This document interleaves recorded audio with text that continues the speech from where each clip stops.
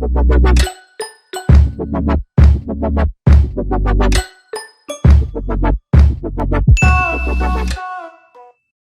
ragazzi, benvenuti e bentornati in questo nuovo video. Mi dispiace molto che vedete il video in verticale, questo perché era un video pensato per gli altri social, per cui se non mi seguite sui miei social, vi raccomando, qui sotto nella descrizione del video trovate tutti i link per seguirmi ovunque. Siccome il contenuto potrebbe essere interessante per molti di voi, ho deciso di postarlo anche qui su YouTube. Recentemente mi sono arrivate richieste sul disegno del figurino. Siccome questo video contiene la fase di costruzione della figura umana, ho pensato di mostrarlo anche su questa piattaforma. Ho fatto video più dettagliati sulla costruzione del manichino, per cui vi lascio qui in alto nelle info il video e in più vi lascio anche il link qui sotto alla descrizione. Una delle richieste che mi ha maggiormente colpito è stata quella di una ragazza.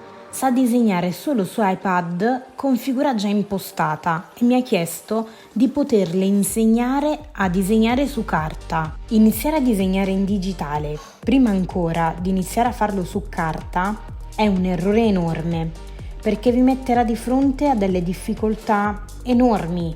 Una di queste sono proprio le proporzioni di un qualsiasi soggetto, per cui non solo nel disegno della moda, ma nel disegno in generale. Per imparare a disegnare bisogna partire dal principio, cioè dalla carta. Per quanto possa essere affascinante ed interessante il disegno digitale, questo è uno step successivo al disegno tradizionale. Questo non significa che chi ha iniziato in digitale non potrà imparare a disegnare su carta. Ovviamente bisognerà mettere da parte questi dispositivi e concentrarsi sul disegno manuale.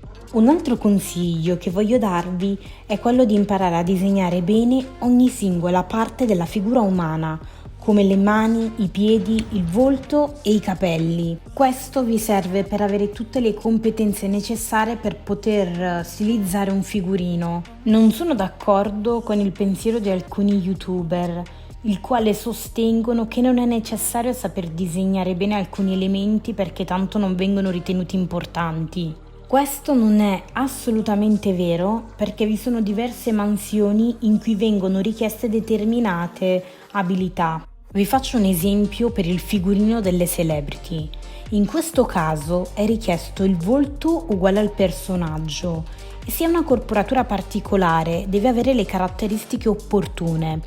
Deve essere un disegno d'impatto, non un bozzetto, quindi con mani, piedi, capelli, eccetera. Un altro vantaggio nel saper prima disegnare bene un figurino in stile realistico è quello di rendervi più veloci.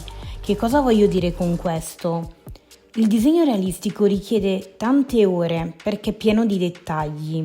Nel momento in cui dovrete raffigurare dei bozzetti, riuscirete a farlo nella maniera più semplice e veloce possibile. Il bozzetto che vi mostro in questo video io lo considero un disegno veloce. Sono i disegni che faccio quando non ho molto tempo a disposizione.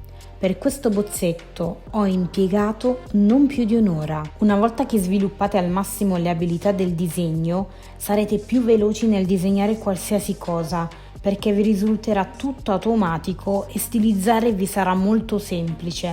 Un'altra cosa che voglio dirvi, soprattutto se disegnate in digitale, cercate di non disegnare su basi già pronte, perché questo non vi consentirà di migliorare le vostre abilità.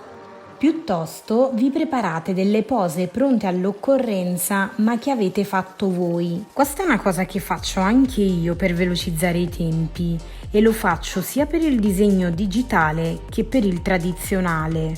Spero che attraverso i miei consigli voi riusciate a migliorarvi. Vi ricordo come sempre che per qualsiasi cosa potete scrivermi in privato sui social. Se vi va di sostenermi, vi basta mettere un like al video e iscrivervi al canale. Io ora vi saluto, vi lascio al proseguimento del video, vi mando un grossissimo bacio e ci vediamo in un prossimo video. Ciao ragazzi!